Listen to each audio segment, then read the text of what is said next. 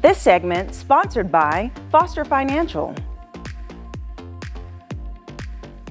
Welcome to our final Money Monday of 2025 before we cross over into a brand new year. And I'm so thrilled to have Caleb Doane, Vice President of Foster Financial, joining me today. Hey there, Caleb. Hey. We're here. Yeah, we are. We made it through 2025. Right. With all the changes up and down. Yeah, absolutely. Okay, so today we're going to talk about the preparation for next year and really being cognizant of financial planning. So what advice would you give as we exit this year?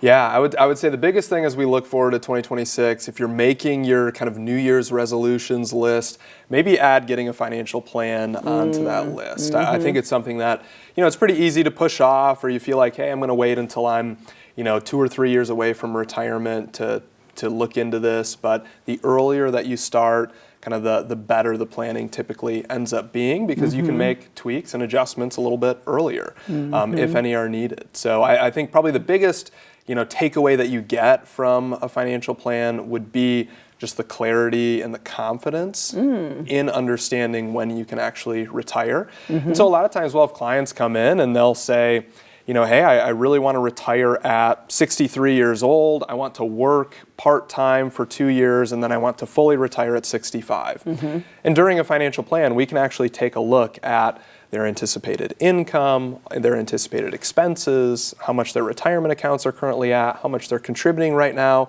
and truly give them a yes or no of, is that plan going to work? And if it's not, we can say, maybe we actually need to work full time until 65, or maybe we can say, hey, you can actually retire at 63 and you don't need to work part-time for a couple years. But it gives them a much better idea of what the path is actually going to look like for them, so then they can kind of plan their life. Yeah, that's interesting to think about, like having that type of confidence, not only just knowing that retirement is an option for you, but as you said, looking at your finances before.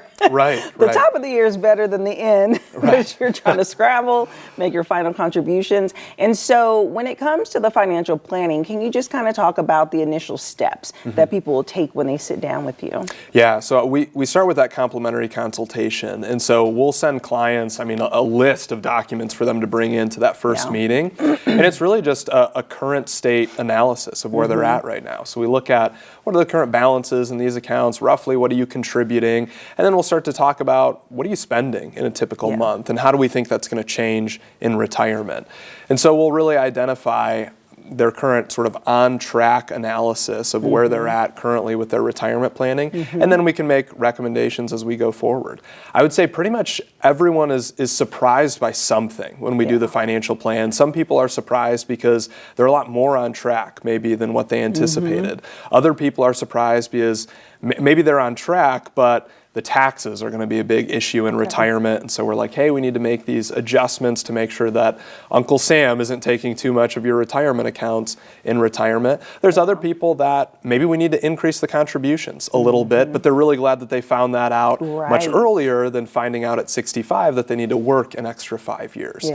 So there's a lot of ways to kind of benefit from those financial plans, and that's what we really seek to do, and could be a good idea for 2026. Yeah, and so how early on should someone start thinking about this to come in and sit down with you and start planning? Is it January, like, let's get it? Yeah, absolutely.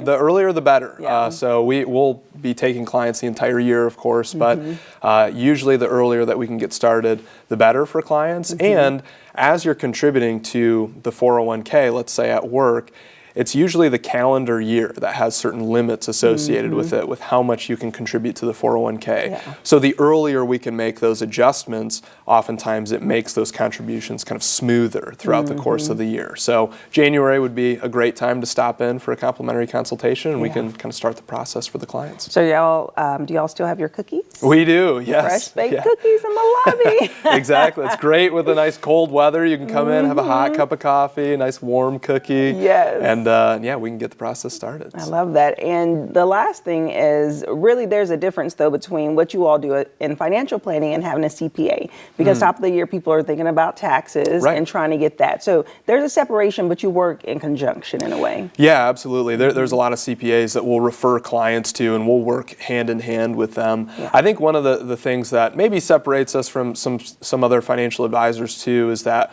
we really like to get involved in the tax planning side of things as well. So there are certain aspects of financial planning where oftentimes a financial advisor will kind of say, that's more so the CPA's job. Right. And the CPA will say, that's a little bit more the financial advisor's job. And then nobody ends up doing Right. it. And so we like to kind of stick our hand up and say, hey, we'll be the ones to help with Roth conversions, tax loss harvesting, ACA subsidy planning, IRMA avoidance, widow's tax trap avoidance, all these different things that really end up benefiting the client. And that's why we like to work hand in hand with the CPAs too. Yeah, I love that. Well, thank you so much for this information, and Happy New Year. Yeah, thank you. Happy New Year.